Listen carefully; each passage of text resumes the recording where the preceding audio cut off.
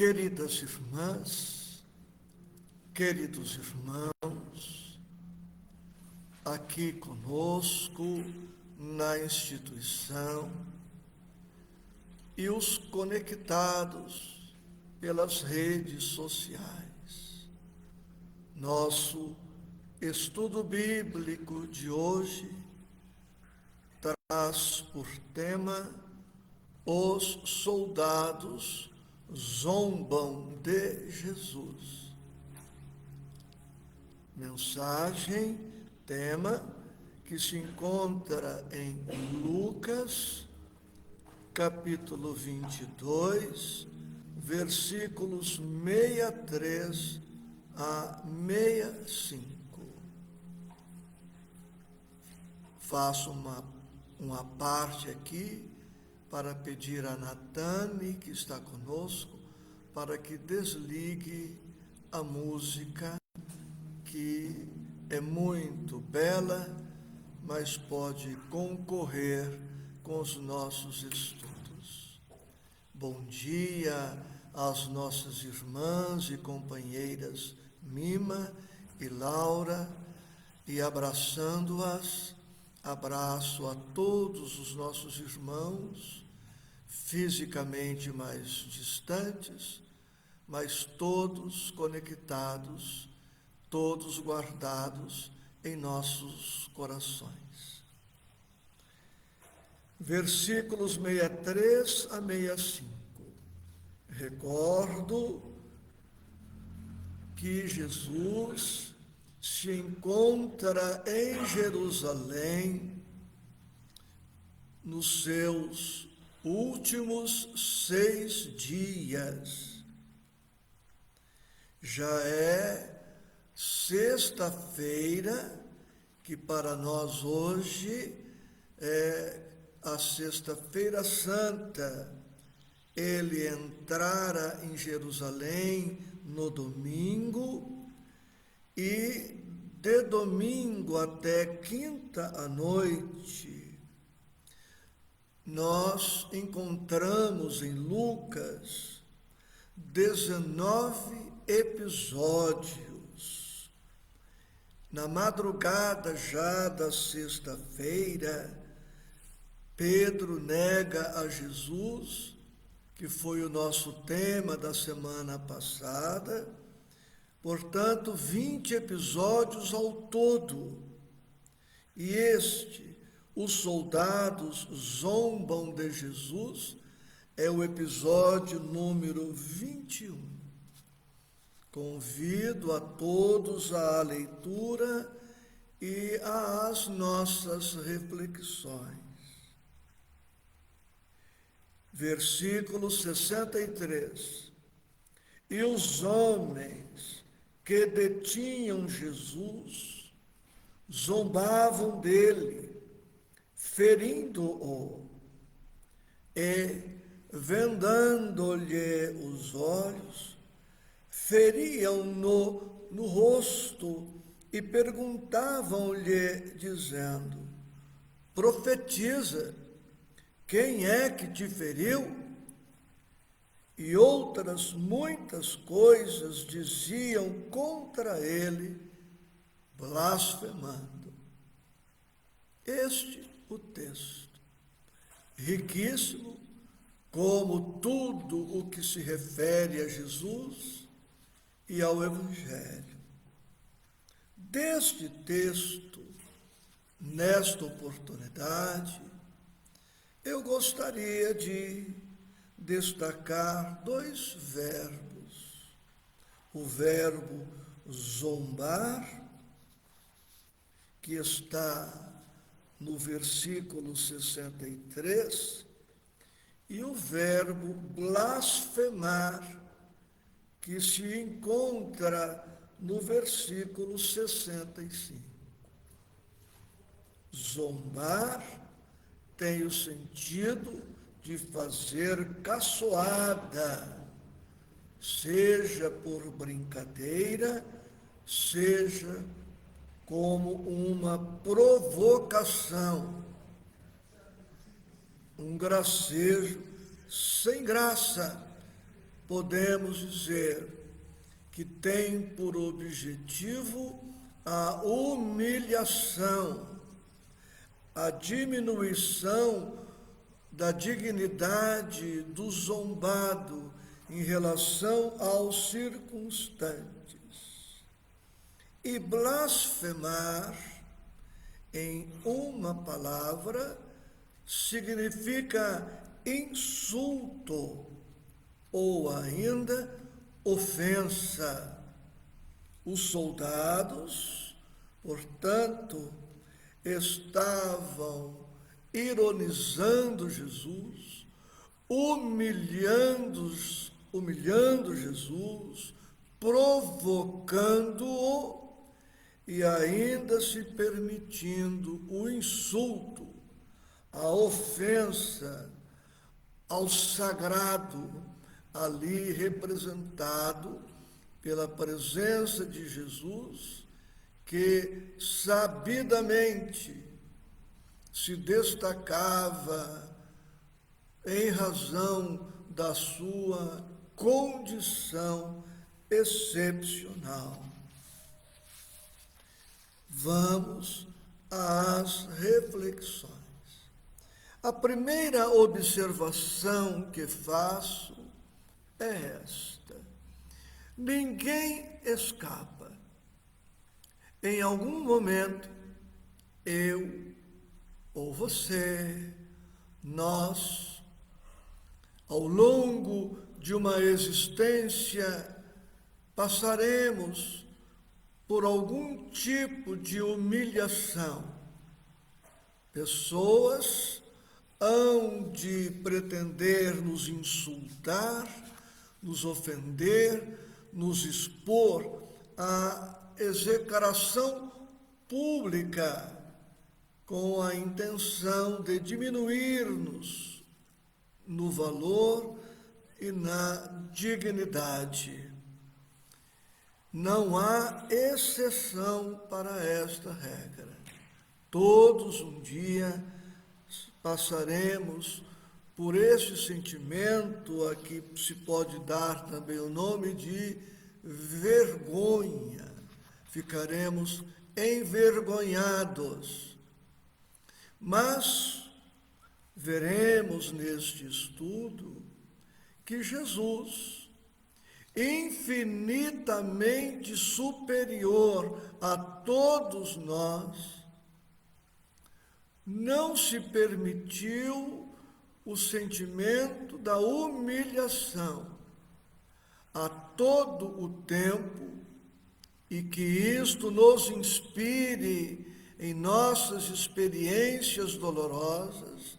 Em todo o tempo, Jesus opta por pautar a sua conduta pelo silêncio, pela compreensão, pela tolerância, pela paciência, pela bondade, pela misericórdia, pelo amor.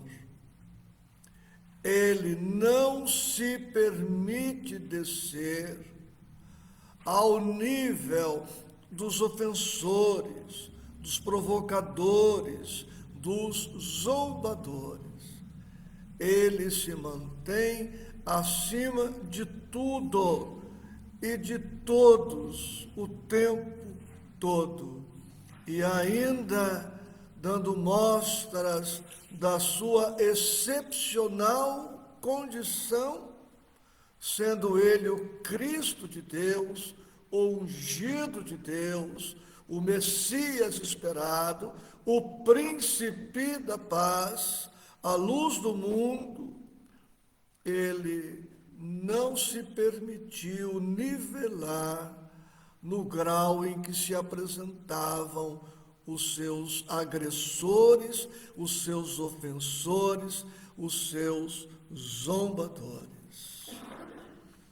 Uma outra reflexão para nós nesta oportunidade é esta: os conceitos de vencido e vencedor. Segundo o mundo, o conceito de vencido é um. Segundo o mundo, o conceito de vencedor é um. Mas segundo a visão divina, vencido e vencedor quase sempre estão em posição muito oposta, diametralmente oposta ao conceito do mundo. Trazendo esta reflexão para a passagem, ora objeto de nossas análises. Os soldados, os príncipes dos sacerdotes, os anciãos, as autoridades, segundo o mundo, ali naquele contexto, eram os vencedores. E Jesus era o vencido, humilhado, execrado, já sabidamente condenado à morte. Mas na visão divina, na ótica da espiritualidade superior, as posições eram totalmente opostas.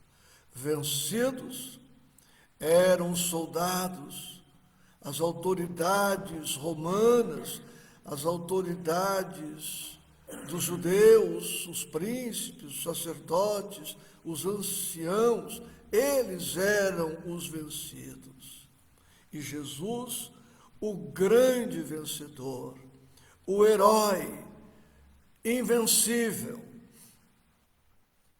E como entender isto? Para que possamos ter uma compreensão a respeito do que estamos dizendo, vamos lembrar que todos nós temos o eu inferior e temos o eu superior. Pela condição em que nos encontramos em face da lei do progresso, não estamos mais na condição animal por onde transitamos e não estamos ainda na condição dos espíritos superiores, na condição angélica. Mas o anjo que seremos um dia já dormita em nós. O nosso passado, a nossa história, quanto o nosso futuro estão em nós. Do que respeita à evolução, basta pensarmos em uma semente. Na semente dorme o seu passado, a sua história, e na semente dorme o futuro. Dependendo da condição em que nos encontramos, dependendo das nossas buscas, dependendo dos nossos interesses, do nosso modus vivendi, dependendo das nossas escolhas, terá predominância em nós este passado instintivo, agressivo, animalesco. Quando a criatura humana se deixa levar pelas suas inferioridades, ela vai dar campo para o instinto, o ego, a prepotência, a arrogância, a soberba, o egoísmo, o orgulho, a vaidade. E era este o estado de espírito daqueles soldados. eles estavam ali dominados pelas inferioridades próprias, ainda não trabalhadas, ainda não vencidas. Portanto, aqueles soldados não eram vencedores, eram vencidos. Eles não eram dominadores, eles estavam dominados pelas próprias inferioridades, pelos impulsos agressivos, impulsos compulsivos. Enquanto Jesus, cristificado, o Cristo, na personalidade de Jesus, já não se permitia mais, porque totalmente superado, levar pelo eu inferior, pelo ego. Jesus não se permitiu em momento algum ali e em toda a sua trajetória na terra, não se permitiu levar pelo instinto, pela prepotência, pela arrogância, soberba, vaidade, orgulho, presunção. Pelo contrário, o tempo todo o Cristo personifica a divindade. Ele é, sem contradita, o maior representante de Deus sobre a face da terra. E por esta razão, sobrepondo ao eu inferior, ele revela toda a sua superioridade, que em linguagem psicológica seria o self, mas aqui o nosso estudo é bíblico e fundamentado nos evangelhos originais. E por isso utilizaremos a expressão eu superior, que traduz perfeitamente tudo o que estamos pretendendo dizer.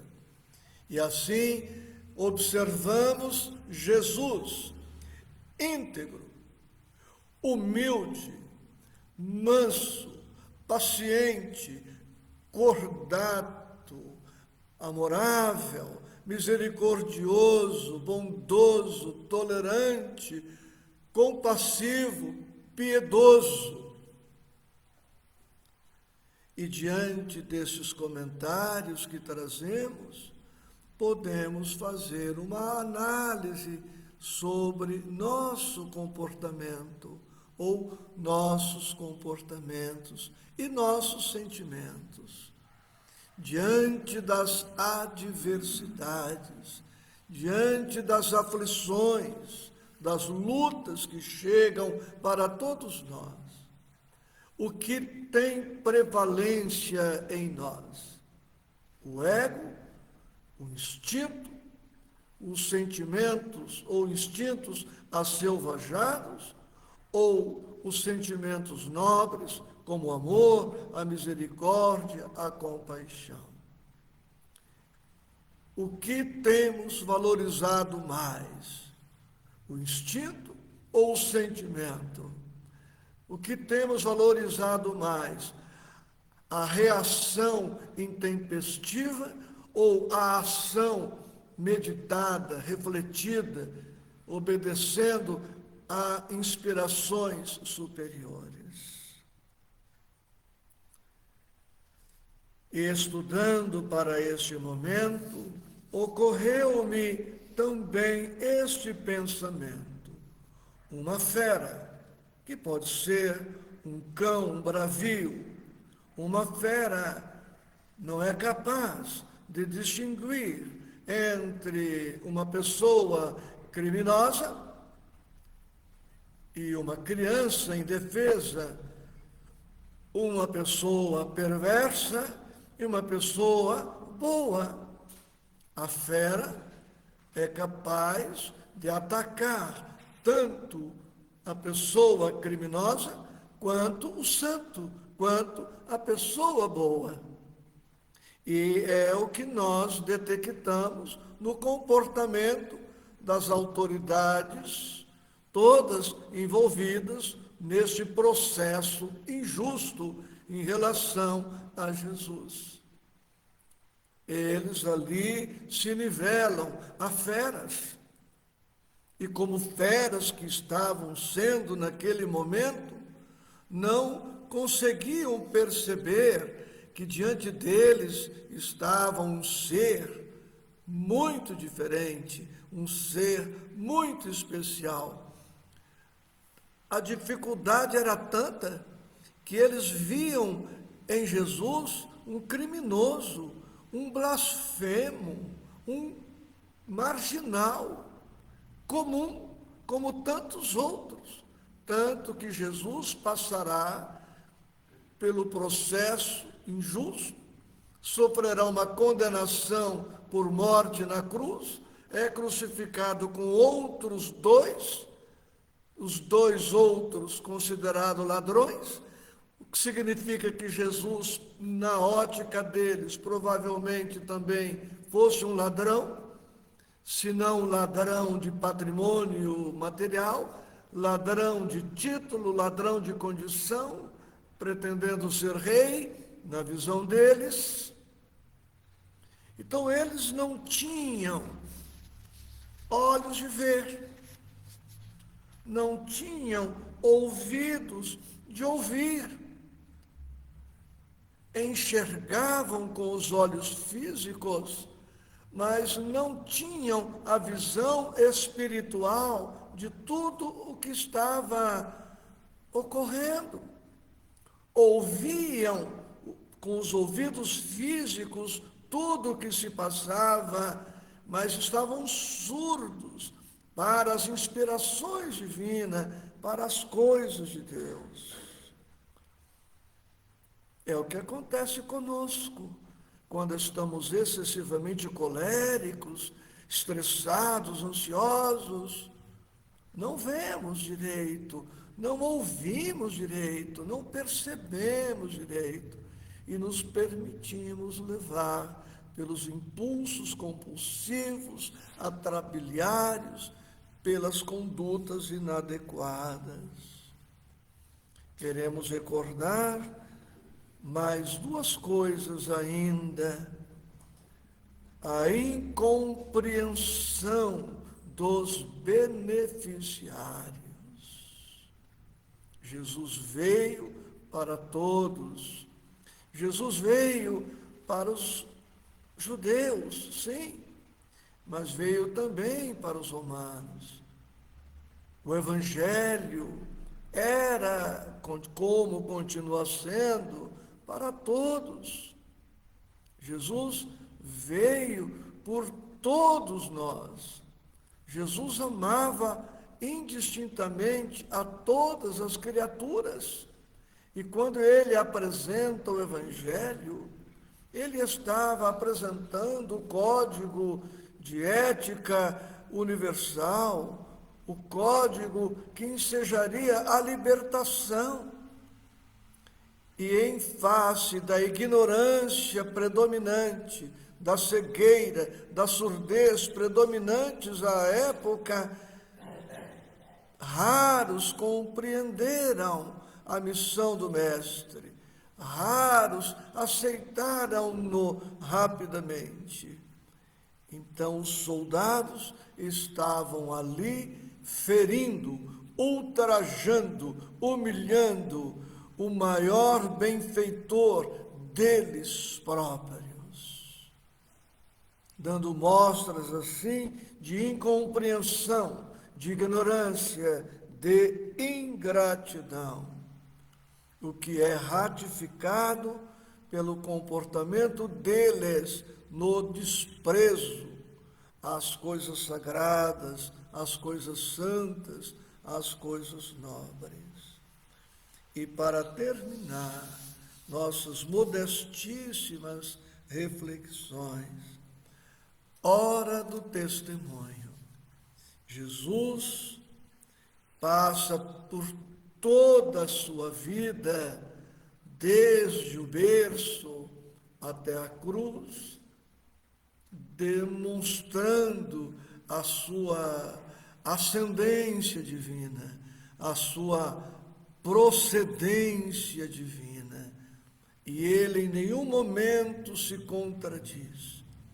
Não apresenta em momento algum qualquer contradição. Mas, sem dúvida, nestes momentos finais do seu trânsito pela terra, ele é chamado a dar um testemunho ainda maior, se é possível a mim me expressar desta forma, porque é o testemunho culminante, é o fecho de um projeto de bilhões de anos, e ele vai ser testado ao máximo na sua resistência, na sua humildade, na sua compaixão, na sua misericórdia, na sua humildade, paciência e tudo que pudermos aqui destacar. No versículo 64, tem outra coisa que gostaria de destacar, terminando. Os soldados vendam-lhe os olhos, ferem-no no rosto e lhe perguntam: profetiza, quem é que te feriu? E eu pergunto mais uma vez: quem é que te feriu? Agora já não me refiro a Jesus. Estou me referindo aos nossos irmãos aqui presentes. Estou me referindo a mim mesmo. Estou me referindo a você, internauta, que me honra com a companhia. Todos fomos, estamos sendo ou seremos feridos por uma pessoa, por mais pessoas, por um grupo de pessoas, na intimidade doméstica ou em ambientes públicos. E bom seria que toda vez que alguém agisse em discordância com o Evangelho em relação a nós nos perguntássemos: quem é que está me ferindo? Quem é que está me ferindo? E seria saudável e viria muito ao encontro do nosso equilíbrio, da nossa harmonia, da nossa paz, se diante do comportamento contraditório de outrem, a pergunta: quem é que está me ferindo? Eu pudesse responder a mim mesmo: quem está me ferindo é um enfermo. Quem está me ferindo é um perturbado. Quem está me ferindo é um infeliz em si mesmo. Quem está me ferindo é um carente, é um necessitado. Portanto, além de não me permitir a ofensa, não me sentirei ofendido, além de não me permitir me sentir humilhado, eu ainda vou amar a este irmão que intenta me ferir, a este irmão que intenta me magoar, me humilhar, me ofender, me espezinhar. Quem é que te feriu? Em síntese, quem nos fere ou tenta ferir é um irmão nosso, ou uma irmã nossa, credora da nossa compreensão, ou credor da nossa compreensão, credores do nosso carinho, da nossa paciência, da nossa tolerância. Porque, como diz Jesus para Pedro no livro Boa Nova, há mais ignorância do que perversidade nas criaturas. Há mais ignorância do que perversidade nas criaturas. E é por isso que Jesus, estando na cruz, na sua oração ao Pai, intercede pelos agressores. Pai, perdoa-lhes, porque não sabem o que fazem. Eu agradeço a presença dos afetos, dos amigos, irmãos aqui presentes, e agradeço a sua companhia, Rosa Claro, Maria Helena, Rosani, Marcelo, San Garcia e outros nomes que escaparam da tela, mas muito amados sempre por nosso coração. Muita paz para todos. Com Jesus.